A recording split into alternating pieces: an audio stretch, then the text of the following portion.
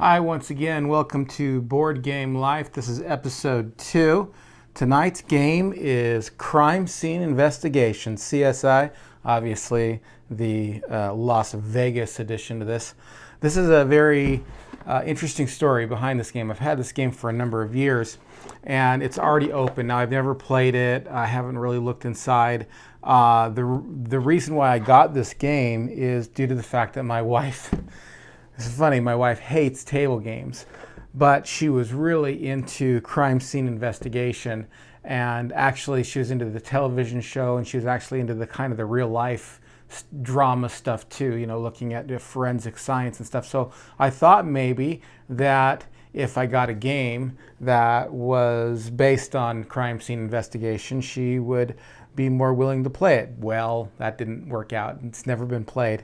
And I think I got this game for us, I don't know, I want to say like 6 years ago, 7 years ago, something like that. Maybe even longer. Time flies as you get older. So this is the game. This is what we're going to be playing tonight.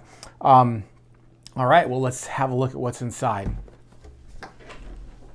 All right, let's open this bad boy up here.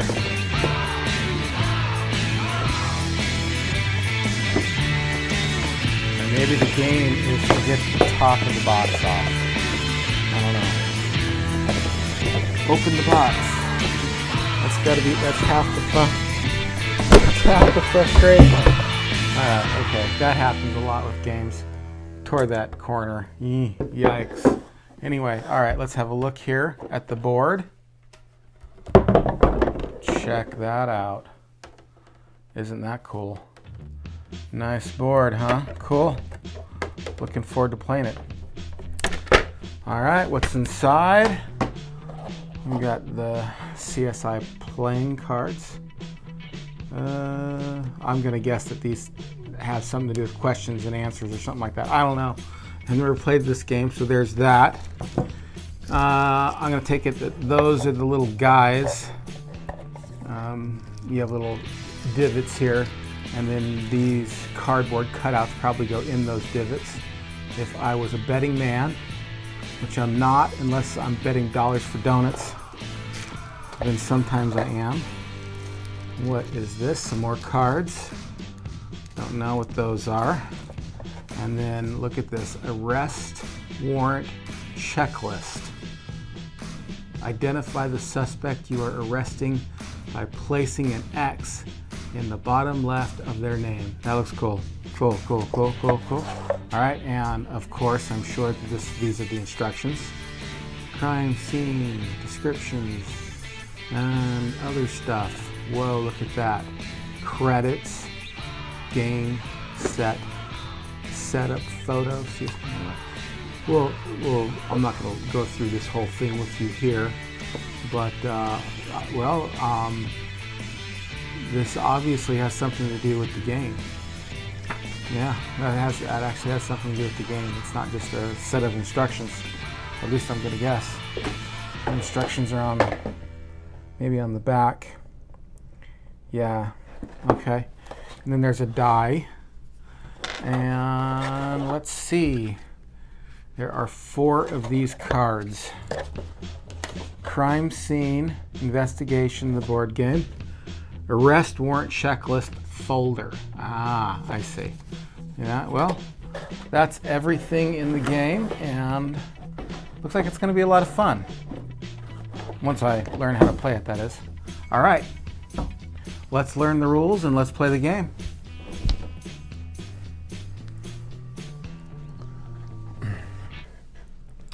All right, well, let's get to how the game is played. Basically, the objective of the game is to solve the crime, to solve the murder crime.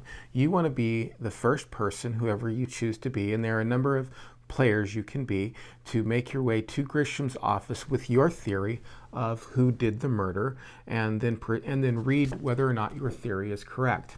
And that's where the game really starts as well, is with this book right here.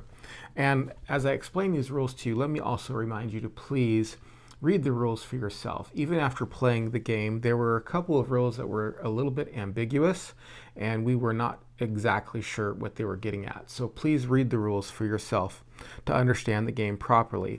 But let me just go over the basics here.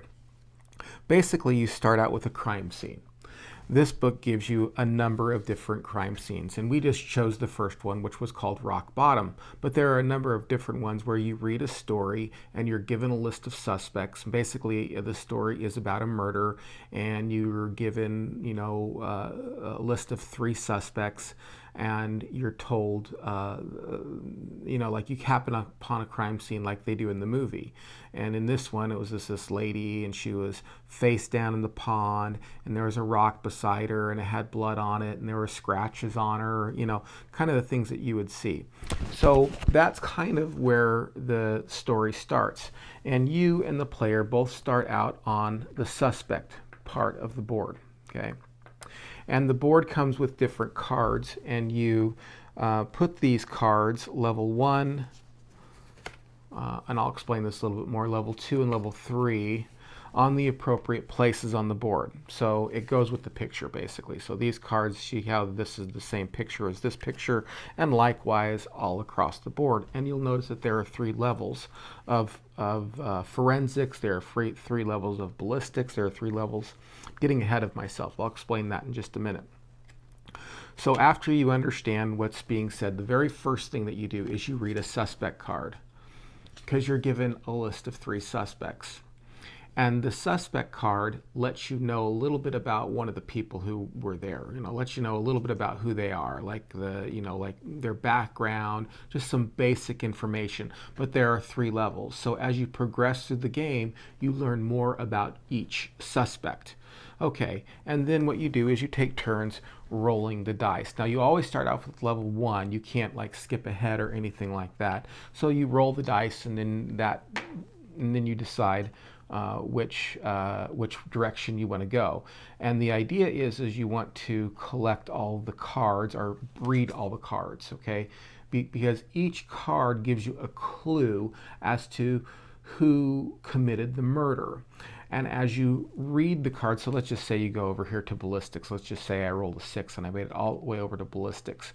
Well, if I made it over to ballistics and my opponent doesn't, then I get to read level 1 of ballistics, and it gives me a clue as to what happened.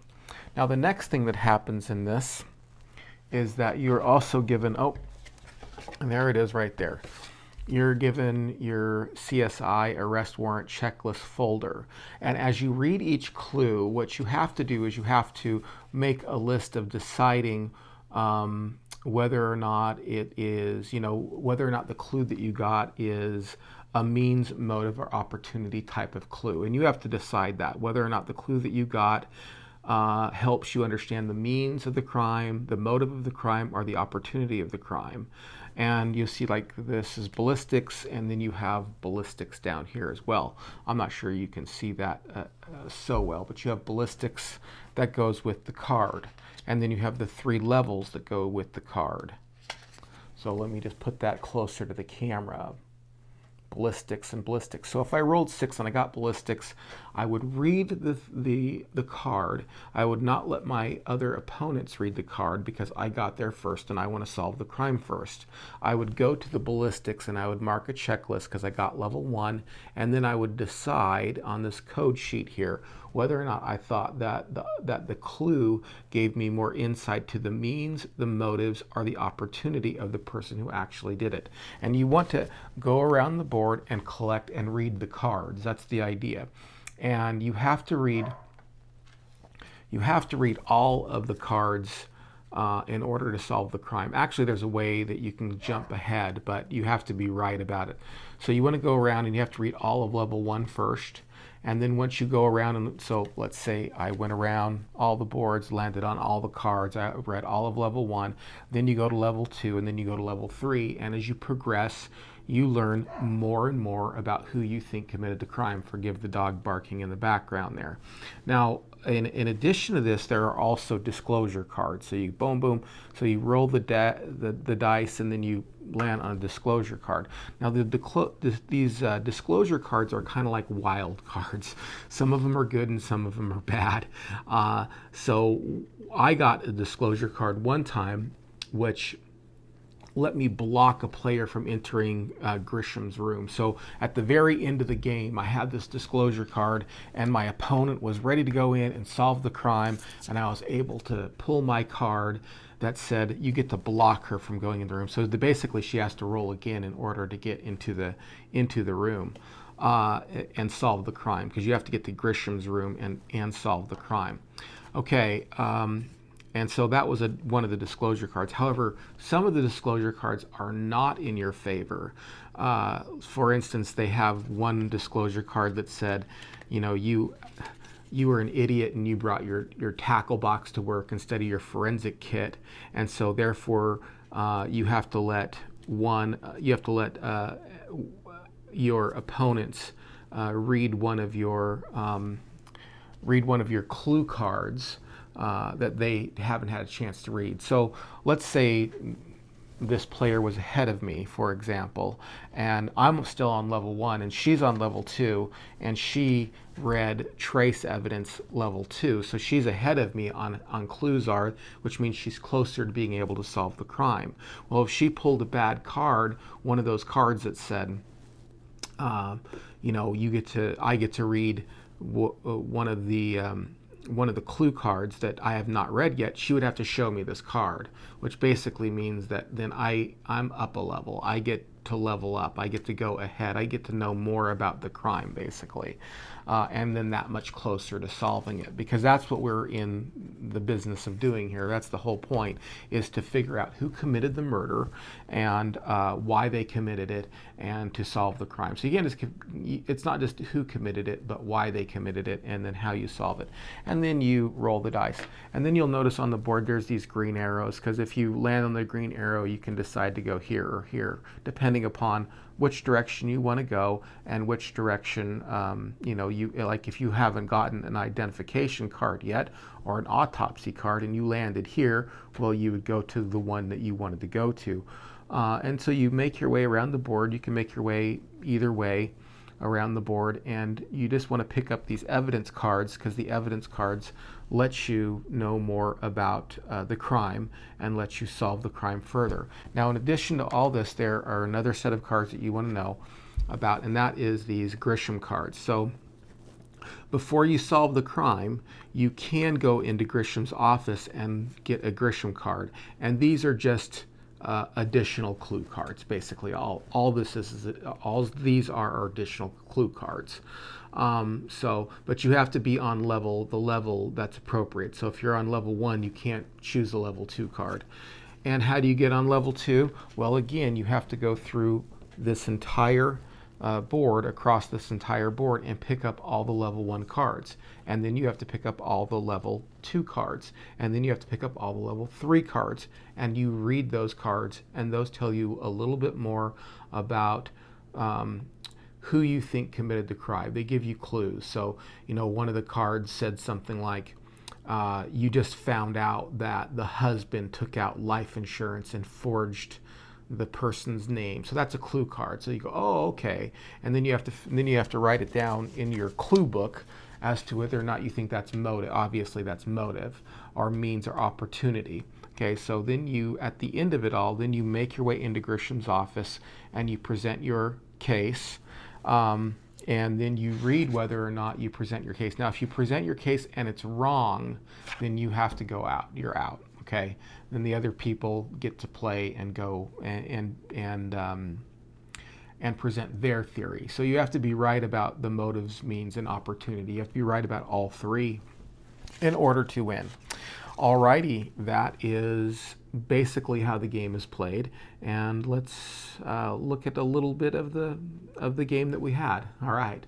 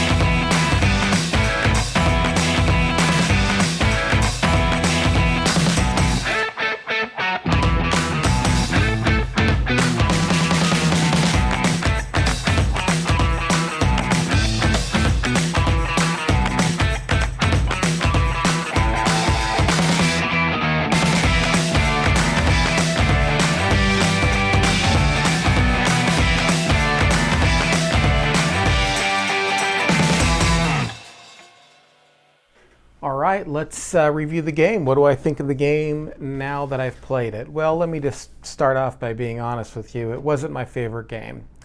I did find it a little bit boring, number one, and I did find some of the rules very hard to follow. As a matter of fact, even after playing the game one time and reading through the rules a few different times when we came across one of the places that we didn't understand, me and the player both read the rules, we still couldn't understand some of the things that were being said. And so it was a little complicated and it was a little boring. So I wouldn't highly recommend it, but I wouldn't go out of my way to play it, but I wouldn't go out of my way to avoid it either, if you know what I mean. So gameplay night and playing games with your friends is really supposed to be about having fun. So if you're with another person or other people and you're having a good time and they said, hey, we're going to play this game, I wouldn't, walk out or anything like that. But if it was just a matter of saying, oh, here's this new game, would you want to play this game? I'd be like, look, I've already played it. I really wouldn't want to play it. So I don't highly recommend it, but again, I would not walk out of a gameplay night if that was the game that's being played, because again, to me, it's more about enjoying the company and having fun with your friends. So that's what I think. I hate, giving somewhat poor reviews, but of course not every game is going to be great, and that's the truth of the matter. Not every game is going to be fun, not every game is going to be enjoyable, and this is one of those games that were not, well, it wasn't the worst game I've ever played, but it certainly wasn't, up there the best game I've ever played. I really wouldn't recommend it, but again, I wouldn't walk out if somebody was playing it and we were all having fun on other avenues, talking and that kind of thing. So anyway, that's what I think about the game. I hope this helped. Please don't forget to like, comment, and subscribe. Turn on that bell for notification notices, and share this on your favorite social media. I'd really like to get more reviews up, and if you have more views, sorry, not more reviews, but more views up. If you have a game you would like to see me play and talk about, please drop that in the comments below, and we will see you next time for our next episode of Board Game Life.